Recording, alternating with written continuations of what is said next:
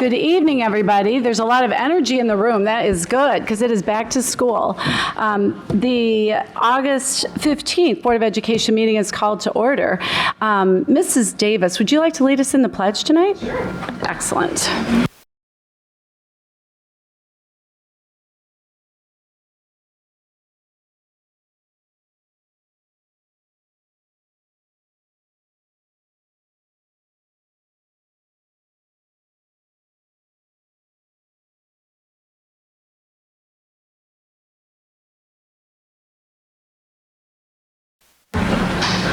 All right, Superintendent Beam, welcome back to school. Thank you. It is great to kick off a new year of learning and growth. To help provide the welcome here tonight to our Community and Aquatic Center, I call on Assistant Superintendent of Operations and Finance, Mrs. Julie Davis. Thank you. Good evening, Board of Education, Superintendent Beam, fellow staff, and community members. Welcome to the Forest Hills Community Aquatic Center. At the July 19th meeting, you as a board authorized the renewal and restoration of a recreation millage to be placed on the November 2022 election ballot.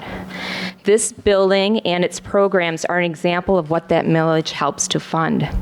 It's a vibrant hub of activities for our students and for our community. Last year, the community programs that were operated through this building served over 6,000 class participants. Our youth programs, which are organized by Nicole Weber, offered 211 different opportunities, serving over 2,100 youth. New this year were classes in pastry decorating, cooking, 3D printing, and Parents' Night Out enrichment experiences for kids. I'm sure that was a favorite for parents. One of our students that took our babysitting class a couple of months ago was able to save her grandfather's life by giving him chest compressions until emergency responders were able to arrive. A skill that she learned right here in this class, funded by this millage. Melissa Henkin, she organizes our adult programming, and last year they offered over 127 courses, serving over 1,300 participants. They've also added cooking, art, dance, and fitness, and Melissa also coordinates our middle school sports that are operated through here, and that's swim and dive, tennis, and water polo. We also operate senior programs for our community, and they are organized by Jean Kubashevsky. She's offered 46 different opportunities, serving over 1,800 adults age 60 plus. This includes a monthly learning cafe presentation, day trips, music concerts, and more. Paula Carlson oversees all of our aquatic programming, and this past year, it was one of the most highly attended for swim lessons, with over 600 adults and children participating in the swim lessons. Programming also included adult exercise classes, lap, and family swim sessions. And we were very excited to bring back water safety instruction for our second graders this year. We served over 671 of those students. Can't be remiss if I don't bring up our two office staff. It's Deb Zibikowski and Vicki Tabor.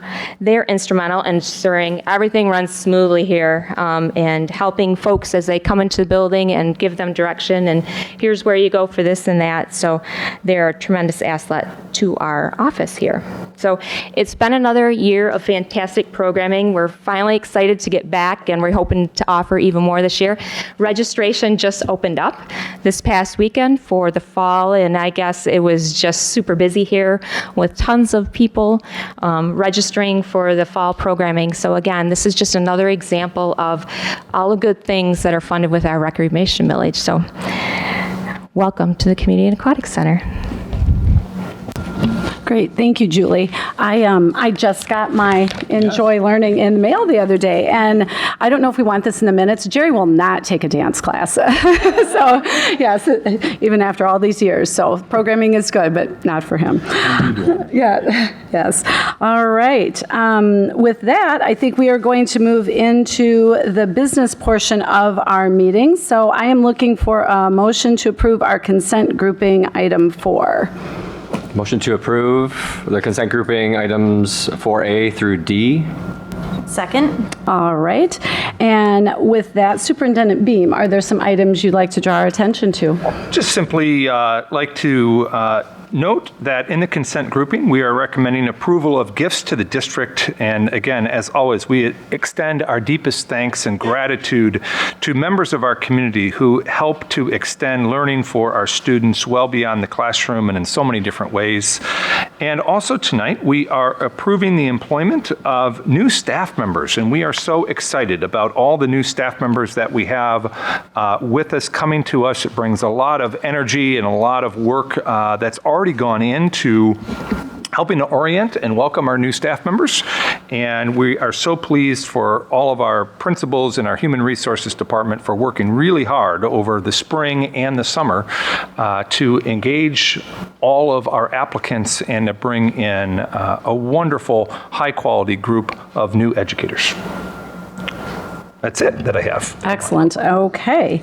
With that, I think we will roll into our committee reports. So why don't we start with finance, Mrs. All Gregory? right, sounds good. A quick bond construction update. You can always go to our website, foresthillspublicschools.net. There's a section on there on the bond construction updates, which when we did this, it was called Invest, Secure, Inspire. And so there's a little bit of everything to take a look at what we've done with this 2018 bond. For our approvals, our action items would be approval of the July bills. Exciting news, August starts a new financial year for us. So usually in the year we can report we're this beyond the school year and this much financially, but this month it's kind of even. Everyone starts over. We do have some approvals for some new kitchen equipment for the middle schools and the production kitchen. Over the last 2 years, we've had a fund balance excess for our school lunches, food, thank you. And because of that, access all the free lunches, we have to spend that down. So we're looking for approval for $222,800 from our food service fund. That's the official name, the food service fund. The annual diesel fuel purchase, which we're asking for an up to amount of $425,000. That comes from our general fund. And typically we have several vendors that we can pick from like at one point. So we'll kind of buy it on one day. When we buy it all, we'll pick that and we'll buy it for the year. Waste and recycling, last year the board approved the first of a 3-year bid, and we wanted to evaluate this contract, and now we like them, and we're going to want to continue with that contract for another 2 years. So that comes from the general fund for $127,000.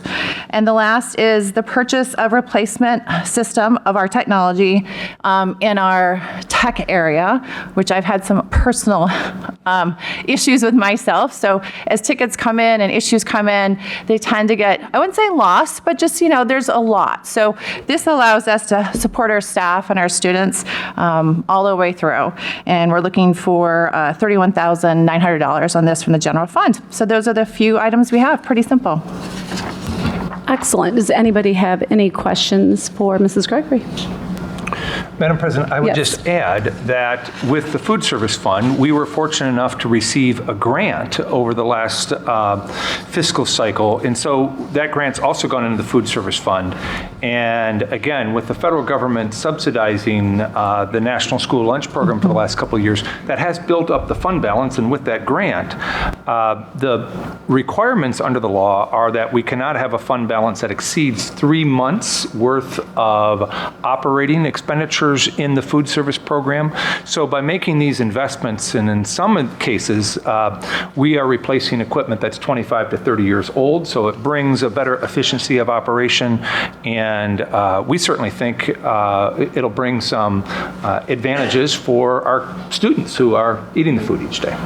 So just wanted to explain that little piece. It's a little quirk that I had to have some more explanation as well as to that ceiling that we cannot exceed in the fund balance. Excellent. Great. Thank you.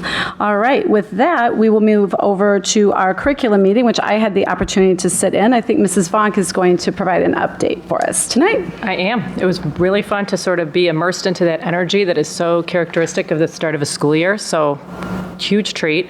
We started off with a report that our instructional leadership teams have started meeting, and this is some really exciting work. The teams really embraced the opportunity this presents. It's sort of a best practices, current trends on professional learning communities, and it really elevates our teachers' work and makes sure that their voices is heard and incorporated into decision making. So it sounds like everybody's really excited about this work going forward. We also had an update from Senor Santillan on our, what we used to know as English language learners programs, which we now have coined multi-language learners since we have many. Apparently, we have worked with Western Michigan University for quite a while under a grant, and with their support, we were able to go from 6 to 18 English language learner certified teachers, which is exceptional because we have 342 multi-language learners in this district, and so I'm thrilled, we should all be thrilled that we have this ability to support them. That grant has sort of terminated, and so now we have the privilege of working with Aquinas, who's also pursuing a grant, so one way or the other, it will be very cost effective, and we're really excited about continuing that work and getting more of our teachers English language learners certified. And those practices will serve all of our kids well, but certainly our multi-language learners as well. Our final report was from Mrs. James, who filled us in on what's going on in the world of educational equity and inclusion. They ran a cultural intelligence training on August 9th, which was attended by our own Mrs. Tryon, which is wonderful. I know several of you have already gone. That's great work. We also had the great report that she helped sit in on a 4-hour workshop for our transportation department. So everybody in our district is united in supporting our kids to the best of our ability. We are obviously sort of getting involved in PBIS, and the bus drivers were allowed to learn a little bit about that, where they fit into the process, how they can work with other administrators and other staff in the district to make sure we're always doing what's best for kids. Apparently great feedback. Our own Mr. Sharp is actually going to join to sort of create that synergy and make sure that that information continues to go back and forth, and everybody's part of that.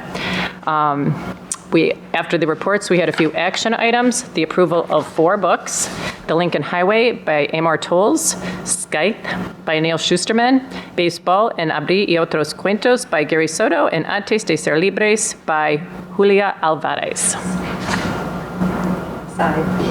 Scythe. I knew I pronounced that wrong. I'm an engineer. But that's it. That's our report. Excellent. Any questions for Mrs. Vonk? All right.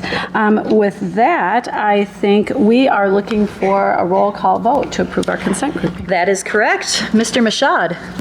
Yes. Dr. Fawson? Yes. Mrs. Gregory? Yes. Mrs. Vonk? Yes. Ms. Cavell, yes. And Mrs. Callahan? Yes. Okay. And with that, we are going to move on to item 5 about the student reinstatement. And I need a motion to approve this. Is there anything you want to add here? A recommendation to approve this, Mrs. Vaughn? Go You ahead. want to go ahead? I would just simply explain that under state law, this process is prescribed for a student that is seeking reinstatement, and the reinstatement committee that is set out in state law met under the timeline set in the state school code, and that is a result of bringing the recommendation that's here tonight for our board to act on. Thank you. Then I recommend that we conditionally grant reinstatement to student A, subject to a couple provisions. 1, that the student A continue to make adequate progress towards graduation through regularly provided semester grade reports. And 2, that student A engage in non-school related counseling throughout the rest of student A's high school tenure. And I'm looking for a second to that motion. Okay. And we just need all in favor for this, or all in favor? Aye. Yes. Aye. Are there any opposed?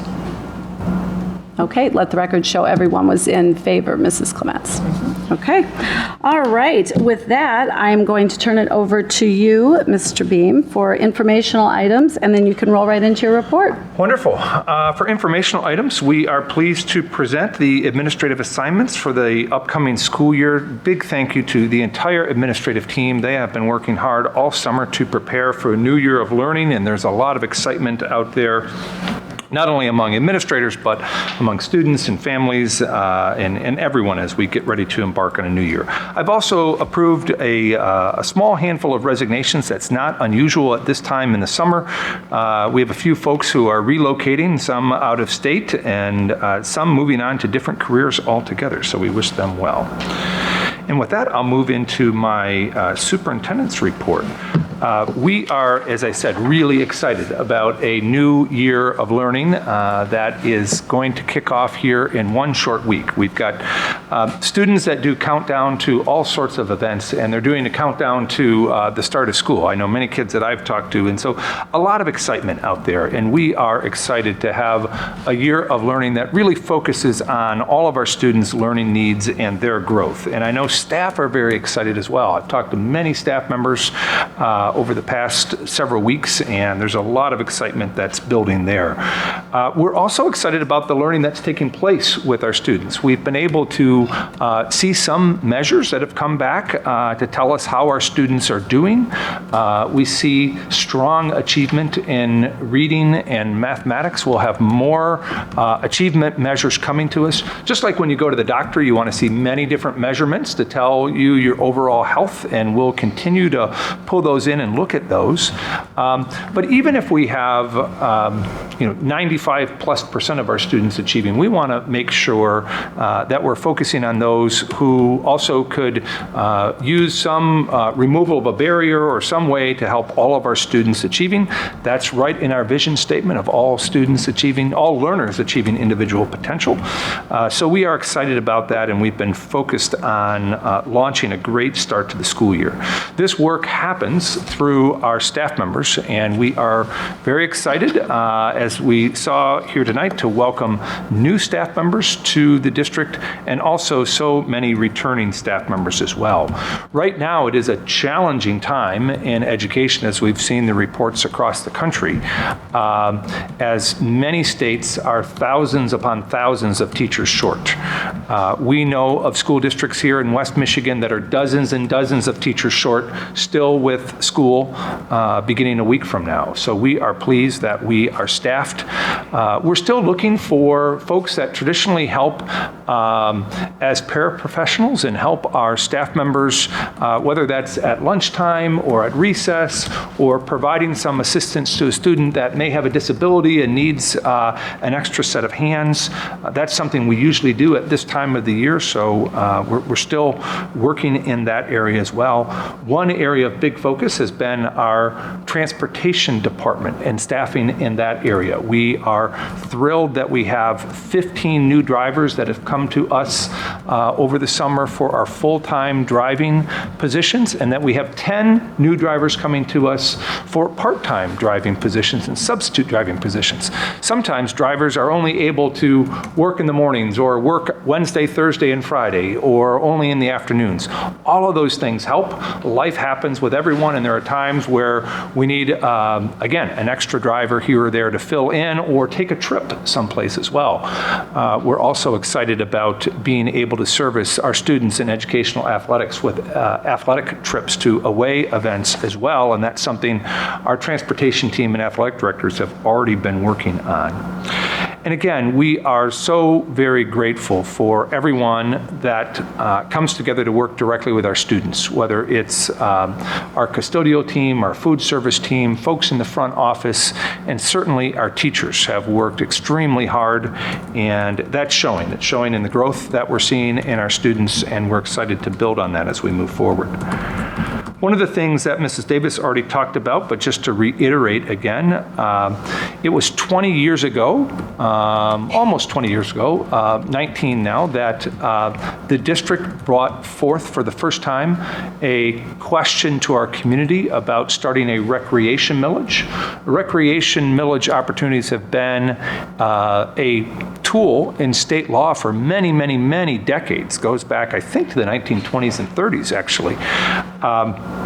And so Forest Hills was able to bring this question forward in 2004 and ask the community if they wanted to support programming for individuals beyond the K-12 school day and beyond our mission to educate all of our K-12 students in the academics and also in things like educational athletics. So beyond that scope, what else do we have? We have students that are looking for enrichment opportunities in the summertime, and even students who are looking for enrichment enrichment opportunities during the school year, but it may be in the afternoon or the evenings.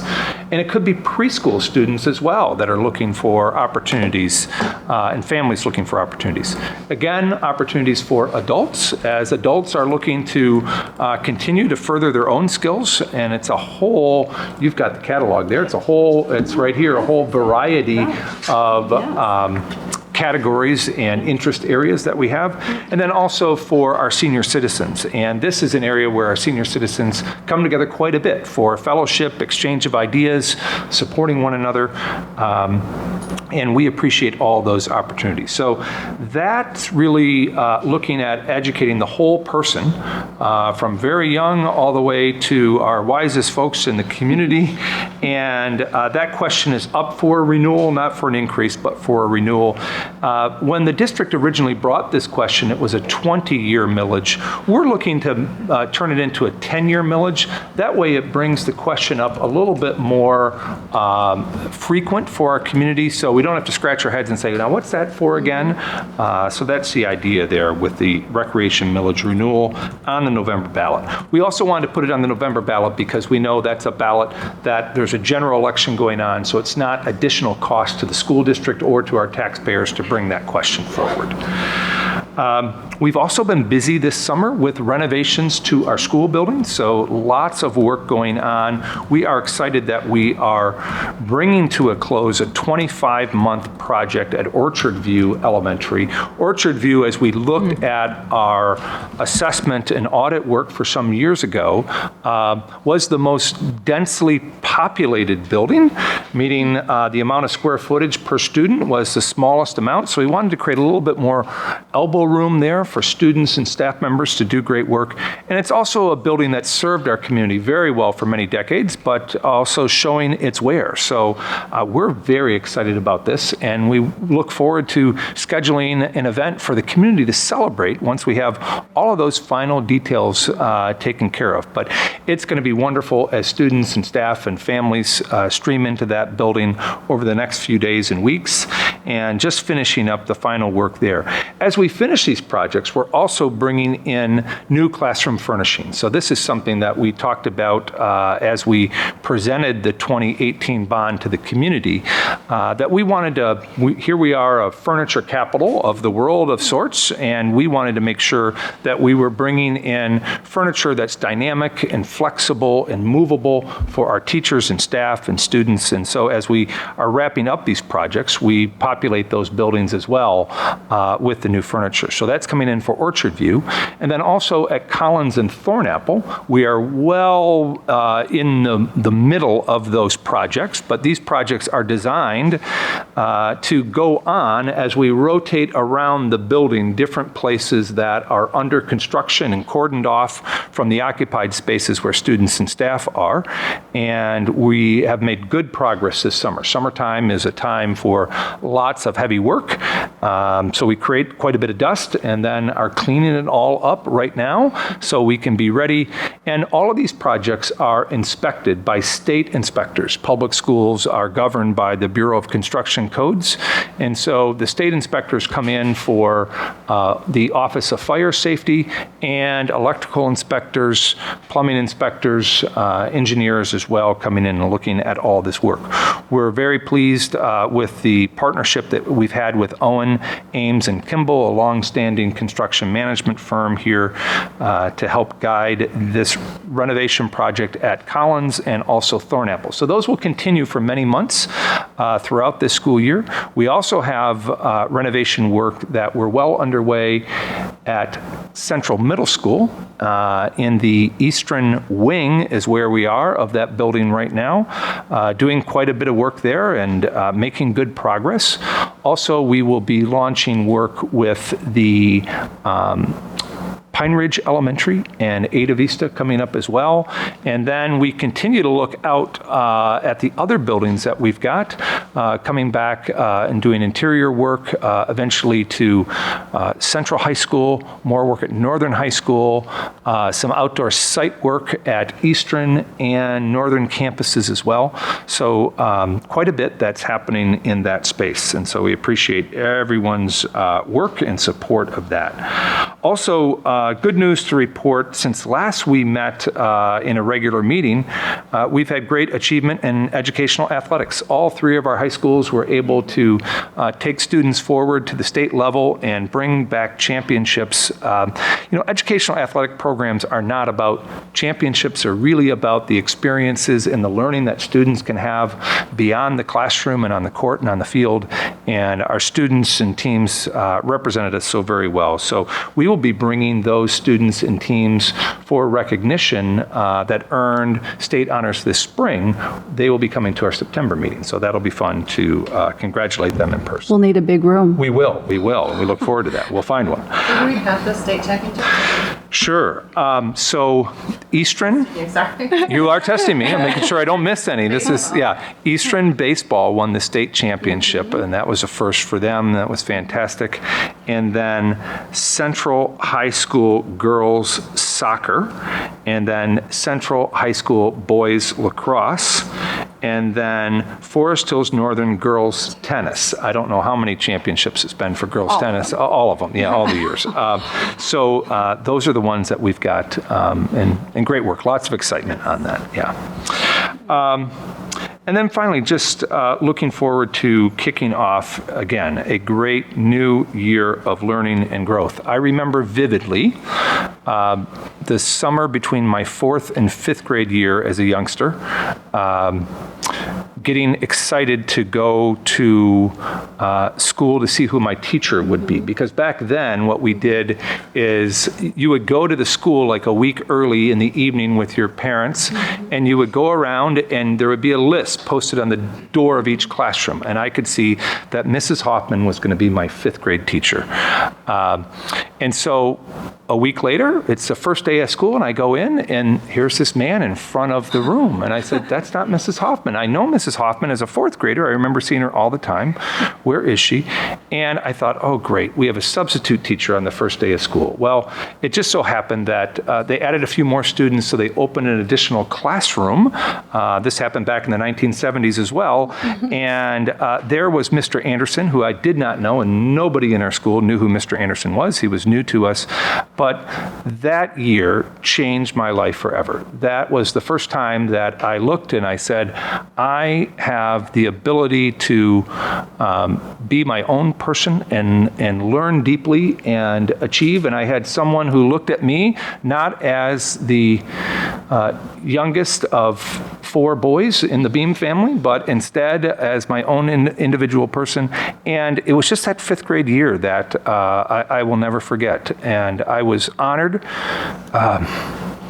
to attend Mr. Anderson's funeral this summer, and that was a great thing. And so as I kick off this school year, I think of all the Mr. Andersons that are out there in our ranks, teachers who make a lifelong difference for children. I think of educators, I think of bus drivers, I think of custodians that have an incredible impact on having kids see their value and understanding what it is that they can do in this world. I'm convinced in this world of many different challenges that the solutions and the successes to those challenges lie within our students. And it's great to be able to kick off a new year of learning where we can celebrate that work and see that our future is bright with all the kids who will come through our doors next week. That's my report tonight. Well, excellent report, Mr. Beam. Thank you for that, and thank you, Mr. Anderson, for sure. Okay, at this time, well, actually, I'll open up. Is there any other, let's see, where are we? Board communication. Well, I'd have to turn the page up. Okay, is there any board communication anyone would want to share? I'll start over here. I have a little. Okay. I have a little. Mrs. Tran asked me to pass on that our Forest Hills Public Schools Foundation is launching its 2nd annual scavenger hunt on Friday, August 19th from 3 o'clock to 6 o'clock p.m. It is free for all of our Forest Hills students and their families. families. You can come find hidden school spirit items as you explore the businesses of downtown Ada with your family. Check-in is at Legacy Park to begin the adventure. This is next to the Ada Village General Store, and there are giveaways at every participating location. So very fun. I think everybody had a blast last year, so strongly encourage all to take advantage of that opportunity. Fun way to kick off the year. Do I get to keep going? Okay. Number 2, me on my soapbox, we need to commit to the MASB Annual Leadership Conference by September 2nd to get our discount. I know Mrs. Tryon is interested. I know Mrs. Covell might have the opportunity. Some of us don't even have to worry about it. So will you please make sure you tell Val so we can plan a little bit and make sure we're up to speed and doing what we need to do? What do you need to know? Just who's going, or because I have various numbers of days? Okay. Okay. If you want to attend. Good. And the only other thing, I know some of us participated in this. In my whole entire long tenure, I've never been a part of a strategic planning session, and they have evolved over time. Superintendent Beam coined it beautifully. They frequently are vinyl trophies on shelves, but this was exciting. I cannot tell you, I've gotten to meet so many people in this district, and my pride was just oozing out of my pores with the people and what they said, what they knew, their passion, their energy in that room. It was such a phenomenal experience, and I'm so thrilled that that is going to be an opportunity to take us to the next level. So, good stuff. I think that's it. We can always come back to you. Any other comments? I just have a quick one. Just over the summer, we get lots of emails of thank yous, and thank you to everyone who has thanked us, because it really means a lot. And those who show up every time to support us, especially we have some board members from other school districts who have come tonight and then who have come throughout. So we just I know we all appreciate the support. Any other board communication?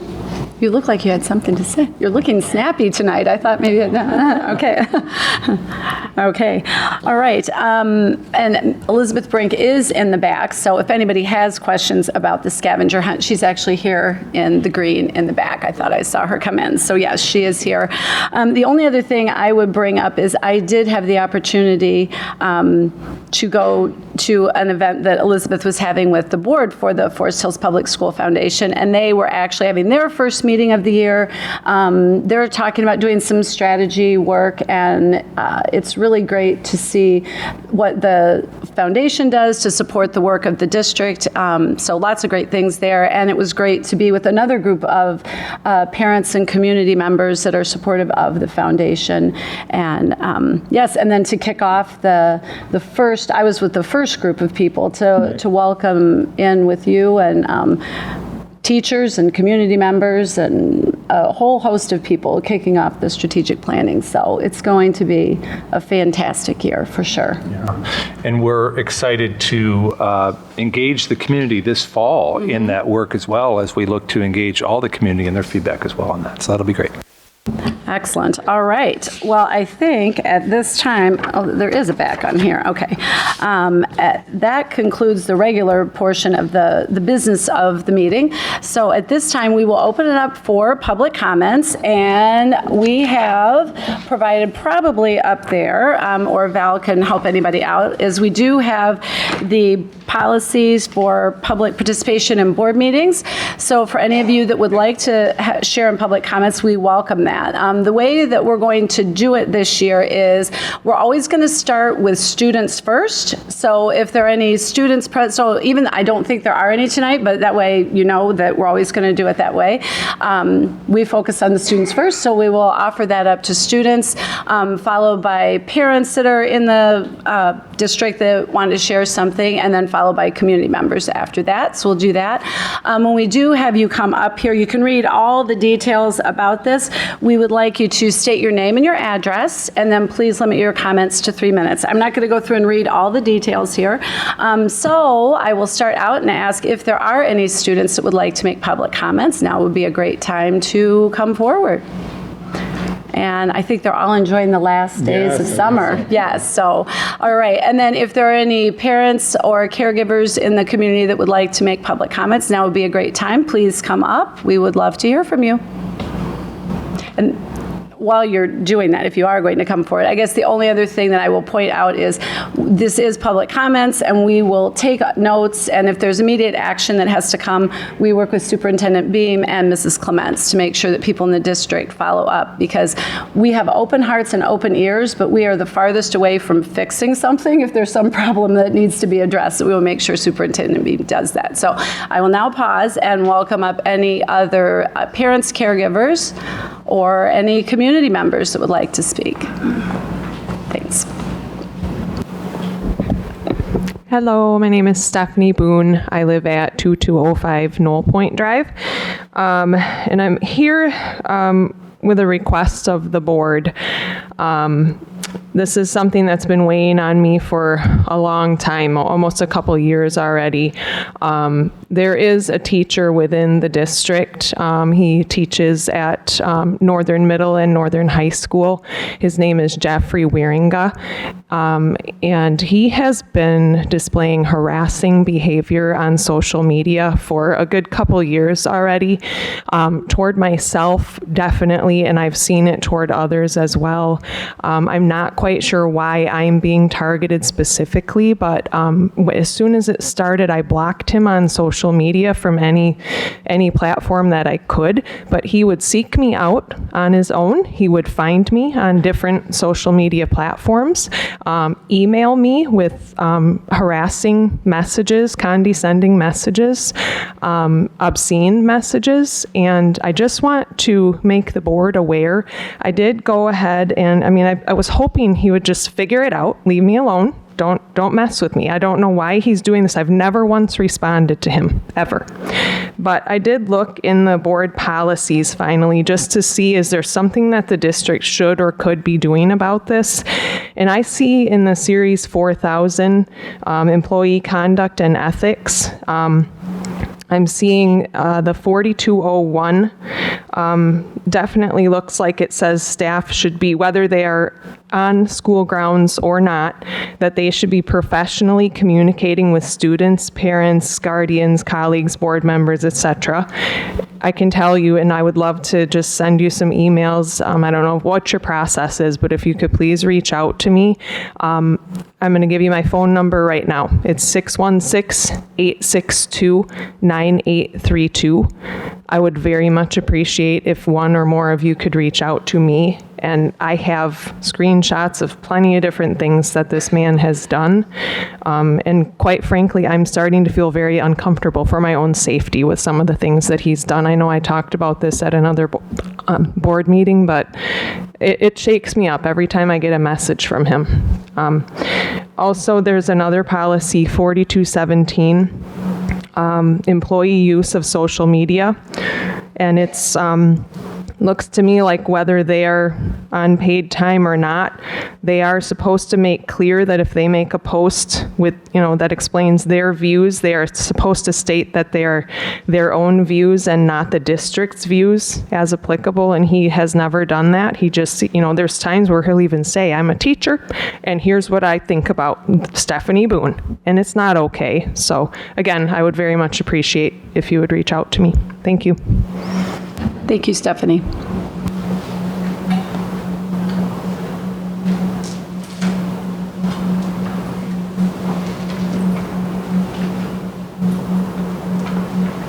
I guess it's me.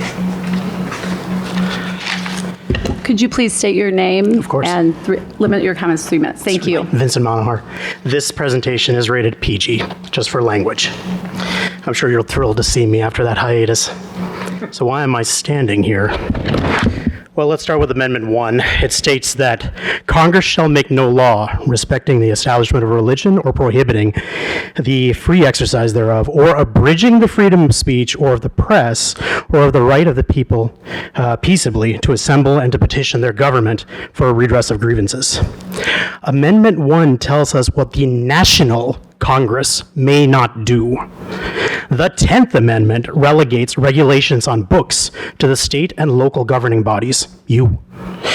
It is their responsibility to adopt library policies that protect the health, welfare, and morale of the citizenry as defined by that citizenry.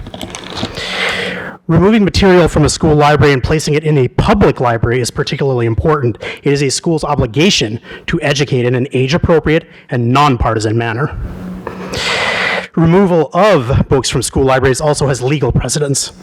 Miller versus California in 1973 established criminal obscenity to mean that the average person applying contemporary community standards would find that the book either has A, appealing to sexual arousal, B, offensively depicting sexual misconduct as defined by state law, or C, lacking serious literary, artistic, political, or scientific value. In the words of Chief Justice Berger from this trial, quote, "The First Amendment does not require the people of Maine or Mississippi to accept the public depictions of conduct found to be tolerable in Las Vegas or New York City." School libraries should not remove books for political reasons or idea suppression. This was made clear by Supreme Court case Island Trees Union Free School versus Pico in 1982. They affirmed this. However, many people also neglect that in this ruling, Justices Rehnquist, Blackmun, White, Chief Justice Berger, and Sandra Day O'Connor all united and agreed, stating in their opinions that school boards have permissible motivation to remove vulgar and sexually explicit material based on the appropriateness of content as defined by community standards. The idea that removing these books deprives access is also categorically false. These books are available in public libraries. There is no need to peddle sexually explicit material to minors in schools. Historically, public libraries and theaters are opt-in systems. The internet is weakly an opt-in system on explicit sites and very strongly an opt-out system if you are responsible and learn how to use parental controls. Comparing historical opt-in and opt-out models does highlight the ease in regulating age-appropriate content with an opt-in system, thus empowering parents to be more closely involved in their children's development. We should strive for this model. The book review process needs refinement. I will continue to report your official changes on it monthly here. And as always, I'll highlight to you the books that require your urgent attention. Thank you. Thank you.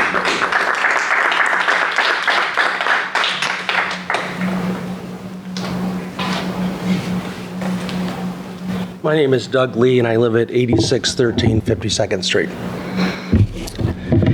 After attending Board of Education meetings and speaking in the 21-22 school year, I realized the board's mission is one simply to support admin. Any disagreements you may have, you feel powerless. The Board of Education is accountable to the people. As such, we are your elected officials and representation of the people. That's us. Although supporting the administration is important, so is listening to the people. Your basic power comes from the ability to control 100% of the budget. Your role is not to rubber stamp expenditures that admin provides to you, as we have seen countless times over the past year. To fully understand the power you have is to understand how the budget controls the direction of Forest Hills.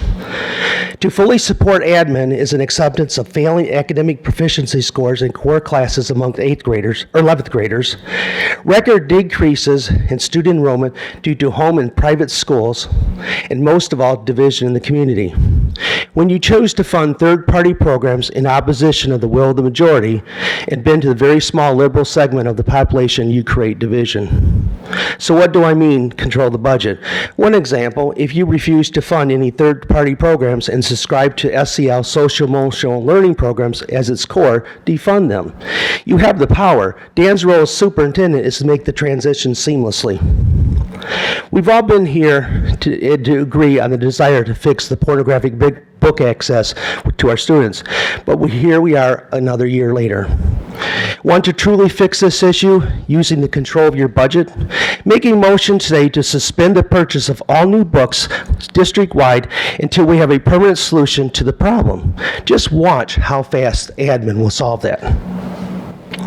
Control of the budget by the Board of Education can produce common vision for Forest Hills and return us to a top Michigan school. Now this message is for Dan. Dan, you're so quick to use your successes, and I want to give you a report card. The MI school data is available to each and every one of us, and if you take the time to track it year after year, you can see the history of Forest Hills as a declining academic scores on 11th graders in math, science, and social studies. Dan's report card is a C-. I don't think that's something we should tote about as a success within this district. Thank you.